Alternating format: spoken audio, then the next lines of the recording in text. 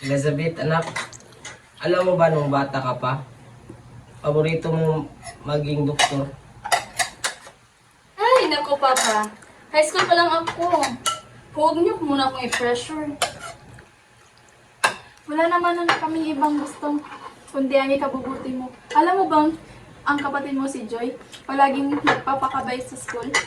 Oo nga ate, ikaw naman kasi puro galay na ako pag mawala ka ng pakialam sa sarili mo. Ang bait-bait mo kaya. Tsaka, hindi lang puro aral ang dapat natin uunahin. Dapat meron ding saya. Naku, ano ba to?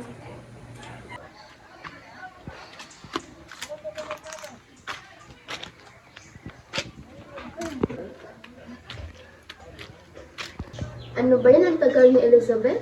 Punta na yun.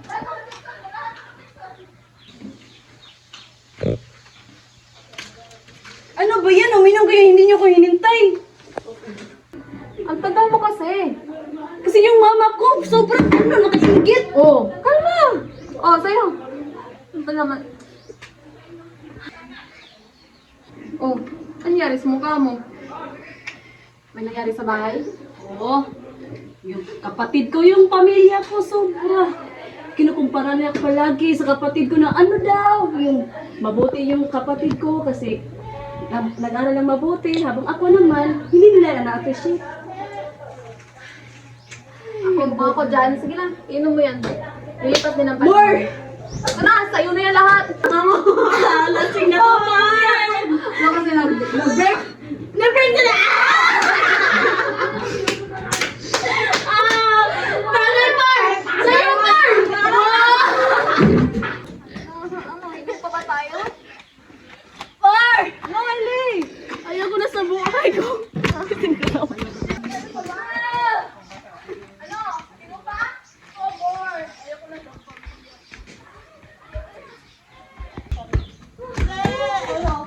Wow! Ano ba yan? Lasing ko, Par! Teka. Ako po. Lasing ka na naman ate. Huwag kang makialam sa buhay ko. Sarili ko to. Saan ka naman galing? Malamang sa inuman, hindi ba halata? Ha? Pasensya na po. Dati, ang bait-bait mo, pero ngayon hindi na kita kilala. Bakit? Anong nangyari sa'yo? Bakit ka nagkaganyan? Ang pakalamera mo! Ano ba, Elizabeth? Bakit mo ginawa yan sa kapatid mo? Anak, anong nangyari sa'yo? Ano ba, Elizabeth? Pati kapatid mo, ginaganyan mo na? Ang pakalamera niyo! Walang hiya talaga yung Elizabeth mo. Barkada rin na akupag. Talaga walang hiya, talaga walang kwentang bata. Tumahimik ka, maririnig ka niyan. Grabe talaga. Ang kulit niyo, wala akong pake! Tandaan niyo yan, simula ngayon, wala na akong pake sa pamilya na to. Anak, ano ba nangyari sa'yo? Ano ba, Elizabeth? Pinalaki ka namin ng tama, ah. Mas mabuti pa yung kapatid mo. Ayan na naman! Kumpara na naman! Ano ba? Alam ko naman na paborito yung mga anak ko na Joy! Habang ako, visit ang pamilya na to at walang kwenta! Mas mabuti pang umalis na ako sa bahay na to. Hindi ko na kayo tinitawag ng pamilya. Uy, Mare, narinig mo ba yung pinag-awayan nila ni Aling Rizami kahapon? Oo, narinig ko. Alam mo, yung si Elizabeth, akala ko talaga siya na yung magpapaahon sa kanila sa hirap. Pero alam mo ngayon, parang kabaliktaran na yung nangyayari. Oo nga eh. Nakita ko ngayon si Elizabeth kahapon eh. Lasing. Tapos, pag uwi, sinaktan pa yung kapatid, tapos sumasagot-sagot pa sa nanay at tatay niya. Alam mo, napakawalang kwentang anak, no? Sa tingin ko, hindi talaga yan makapagtapos ng eskwela niya. Alam mo, mabubuntis yan ng maaga. Sa pinapakitang ugali niya ngayon, ay mabubuntis talaga yun. Hay nako. Ano ba nangyari sa anak natin? Hindi ko na siya maintindihan. Oo nga, hindi naman natin siya pinalaki ng ganyan. Ewan ko ba? Hindi ko na alam ano ang gagawin ko sa kanya. Hayaan niyo muna siya mapa kasi sarado pa utak niya eh. Alam mo na, nagpapasalamat talaga ako sa iyo kasi mas pinili mong intindihin yung ate mo. Oo, pero sana maintindihan niya rin tayo. Saan mag-apply ko siya sa'yo? First, kabalo ka mo.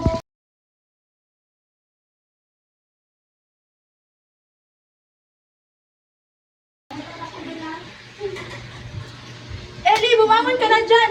May pasok ka pa! Bilisan mo na at... Kasi may pasok pa tayo, huwag mong sayangin ang pinapaaral ng nanay natin. Huwag niyo pakialam ang buhay ko. Punta ka na lang sa school, Joy.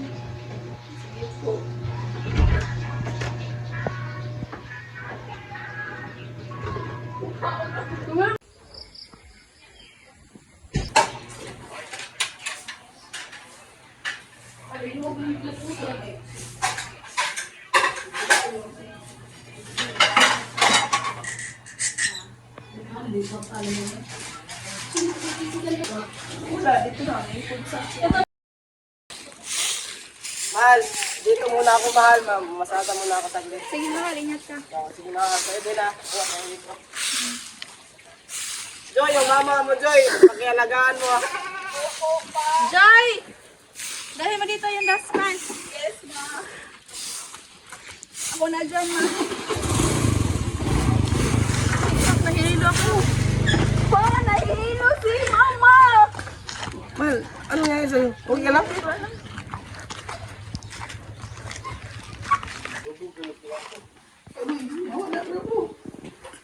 Joy, anak, alagaan mo yung mama mo ha. Mamasada muna ako saglit. Sige po, pa. Mahal, dito muna ako, Ingat mahal. ka po, pa. Opo, anak. Dito muna ako.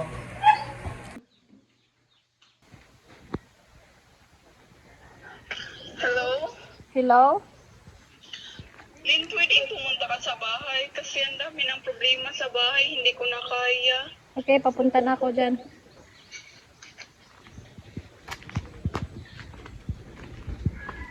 Sir, bakit napatawag ka na bang problema mo? Marami na kasing problema sa bahay. Di ko na kaya. Ano ba ang mga problema sa bahay niyo? Yung kapatid ko kasi wala nang paki sa pamilya namin. Puro gala inatupag, inom, lasing, pag-uwi. Di ko na kaya, sobra na. Okay lang yan, Joy. Tara, gala na lang tayo.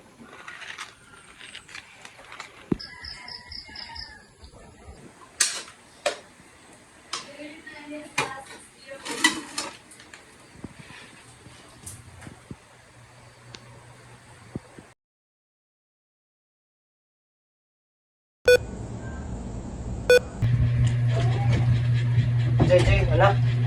Uy pa, buti dumating ka. Anong nangyari sa mama mo?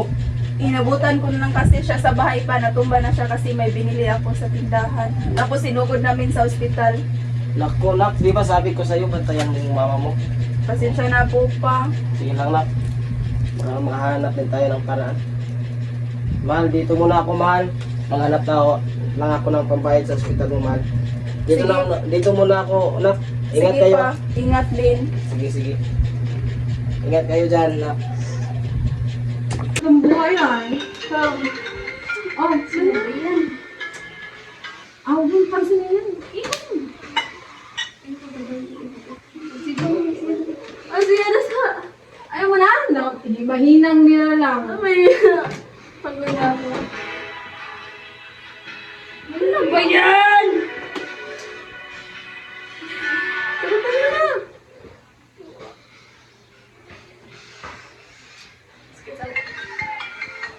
Hello? Ano? Si Mama? Ano nangyari? Ano nangyari? Si Mama! Bakit? Ito na sila si Mikay. Naku, dalawa na lang tayo. Kaya pa ba? Kaya pa. O sige, dali. Ito sa'yo, ito naman sa akin.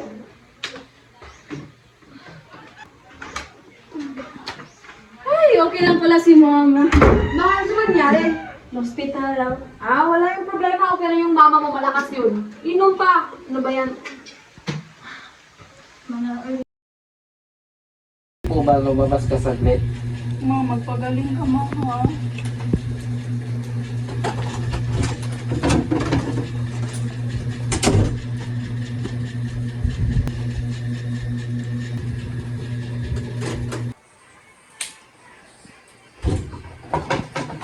Do, kumusta po yung pasyente, Do? Ma'am, kano-ano nyo po yung pasyente nyo nga si Miss Cuerpo?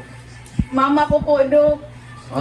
Kasi may cancer sa puso siya. Hindi nyo ba sinabi? Hindi, Dok. May chance pa bang gumaling siya, Dok? Hindi lang natin masasabi yan kasi ang resulta dito, critical yung buhay niya.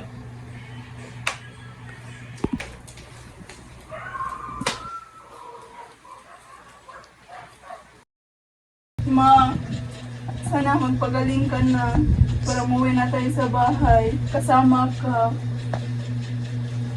Ma, ano nangyari sa'yo? Ma, Dok! Dok! Nangyari sa mama ko, Dok!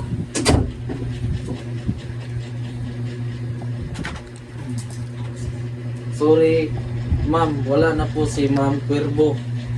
Ma! Ma! Sabi mo magpagaling ka. Bakit iniwan mo kami? Kami ng ate, papa.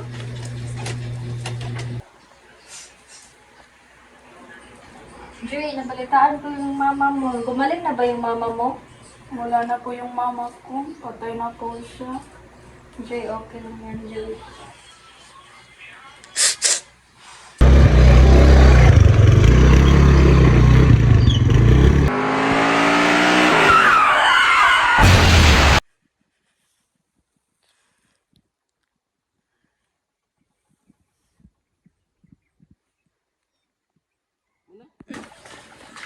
Mari, alam mo ba, may nakita akong bangkay doon.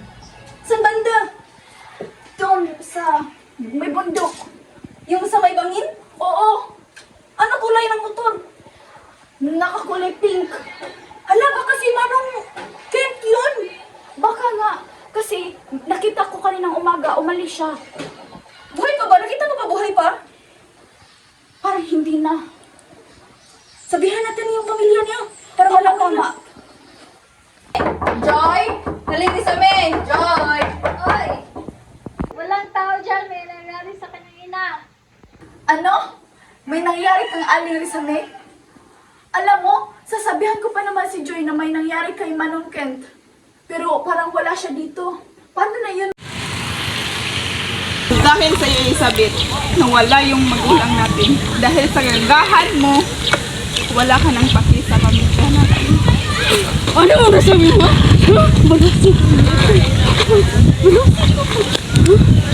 Sino na sabi mo wala ako pakialam, ha? Dahil sa iyo, nawala yung magulang natin. Puro gala yung inaatupag mo. Ano ba? Lagi lang ako ang kasalanan. Oh, palagi sa iyo ka. Patawad.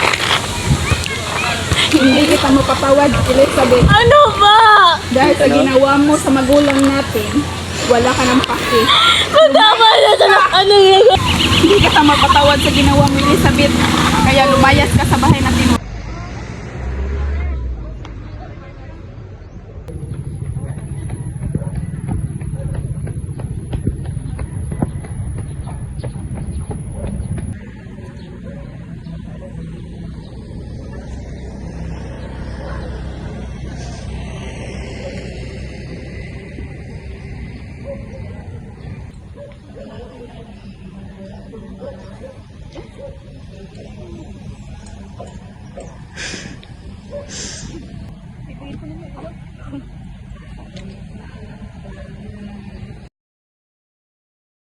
Huli na ang lahat para magbago.